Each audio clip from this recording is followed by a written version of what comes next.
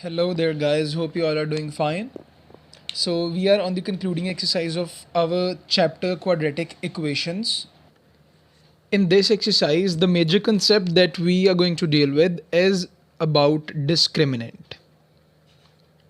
We have learned some things about discriminant in the previous exercises as well, but this exercise is exclusively about the concept of discriminant. What is a discriminant? You know that this expression b square minus 4ac, it's known as discriminant or simply d. Okay, what is bac?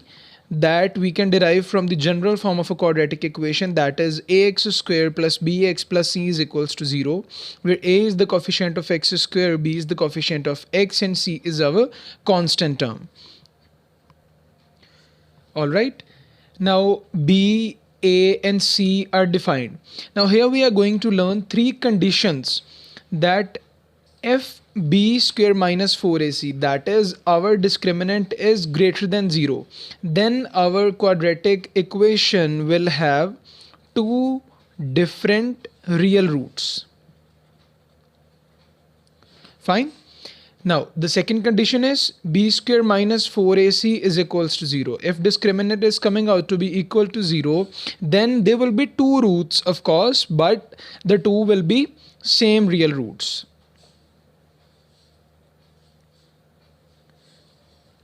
First condition means if one root of a quadratic equation is 2, then the other root will be other than 2, 3, 4, 1, any other real number.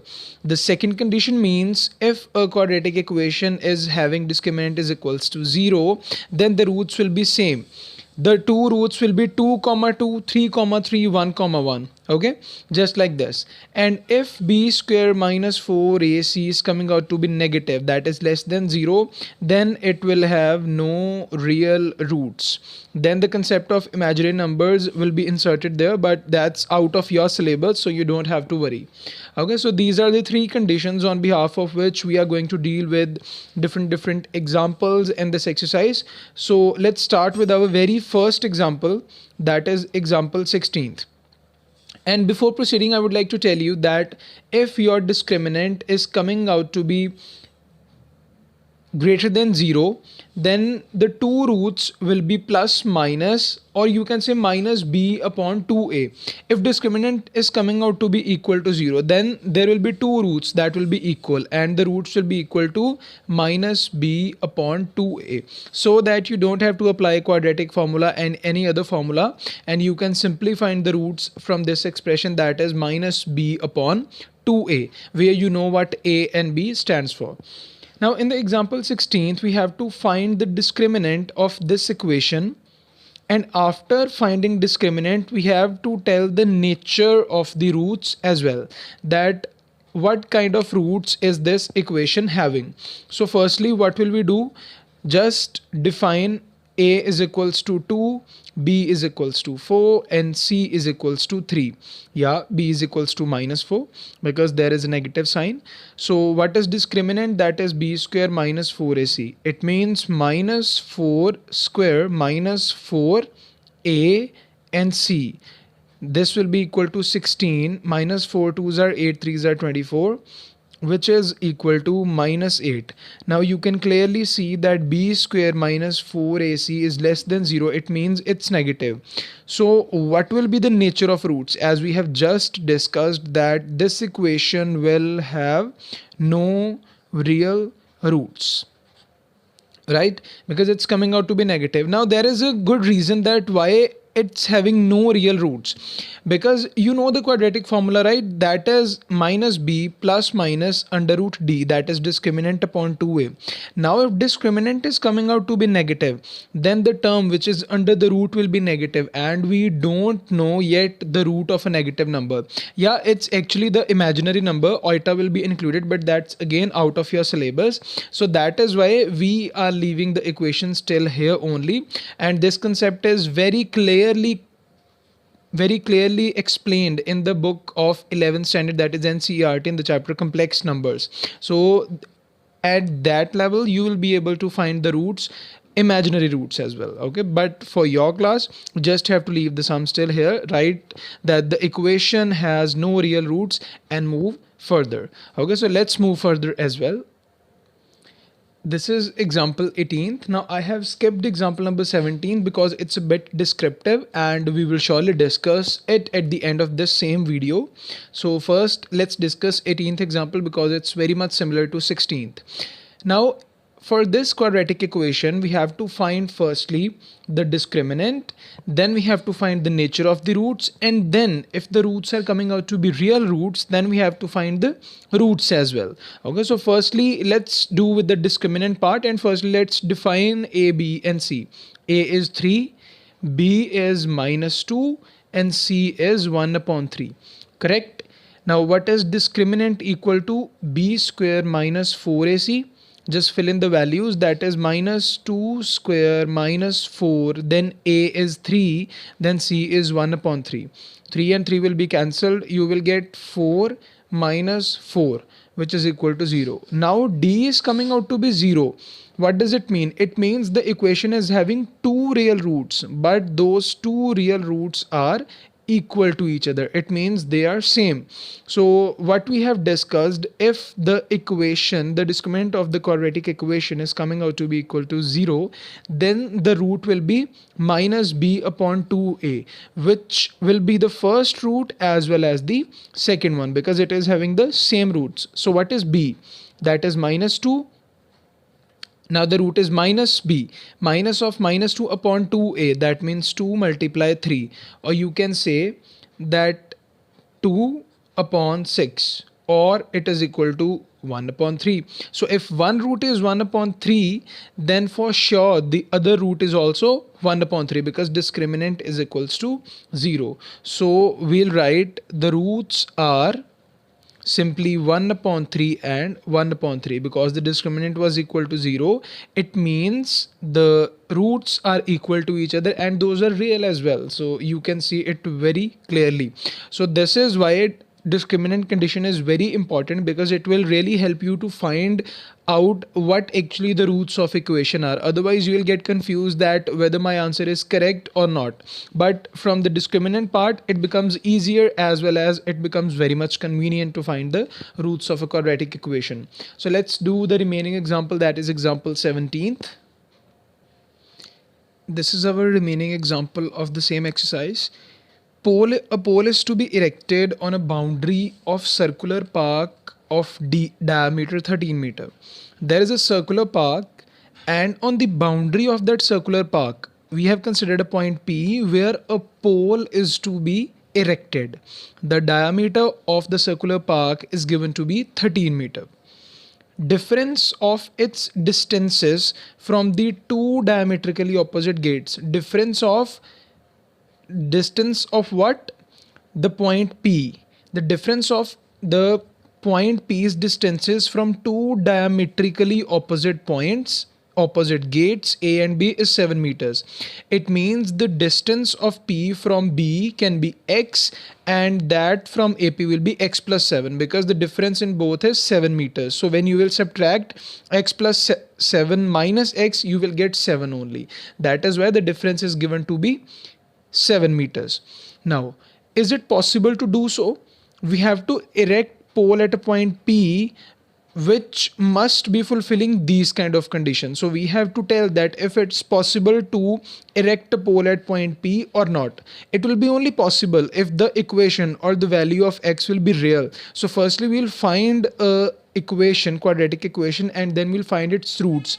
Then we'll see the nature of roots, that if it's possible to erect, then if it's coming out to be yes it's possible to erect, then we have to find the distance. It means we have to find X and X plus 7. So indirectly we have to find X in this. Now firstly this is becoming a right angle triangle. This is 90-degree angle and AB, it's given that AB is equals to 13. We have considered BP and AP as X and X plus 7 respectively, right? So it's a right angle triangle and I don't think that there is any other option than applying Pythagoras theorem to make a quadratic equation here. So we'll simply apply Pythagoras theorem. So I have explained the diagram according to the statement, so it will become easy for you guys to just understand each and every single sentence very carefully. So what is Pythagoras theorem? That is AB square is equals to PB square plus AP square. Correct? Now, what is AB? That is 13 square is equals to PB. That is x square plus x plus 7 square. So solve it further. 13 square is 169. X square plus x square plus 49 plus 14x. Correct? This is 2x square. So 2x square, I am just reciprocating the equations, plus 14x plus 49 and minus of 169, which is equal to 0. So 2x square plus 14x and you will get minus of 120 is equals to 0. So now we have successfully formed a quadratic equation. So what can be the easiest method than discriminant, finding discriminant, to find out that whether the roots are real or not, whether they are equal or not. So let's define A, that is 2. Let's define B, that is 14. Let's define C, that is minus of 120. What will we do? We will find the discriminant, that is B square minus 4AC. B square means 14 square minus 4A, that is 2. What C, that is minus 120. 14s are, and after solving this, so let's solve it simultaneously. 4 2s are 8, and 8 when multiplied by 120, so here you will get plus, and 12 8s are 96, so 960, and 14s are 196. Clear? So 196 plus 960 is 696, that is 13, 3 1 1 2 2 and 9, that is 1136, which is greater than 0. In your book they have just taken 2 as a common factor and then solved it, so it's not an issue because ultimately you will be getting discriminant greater than 0. So that is what you really want.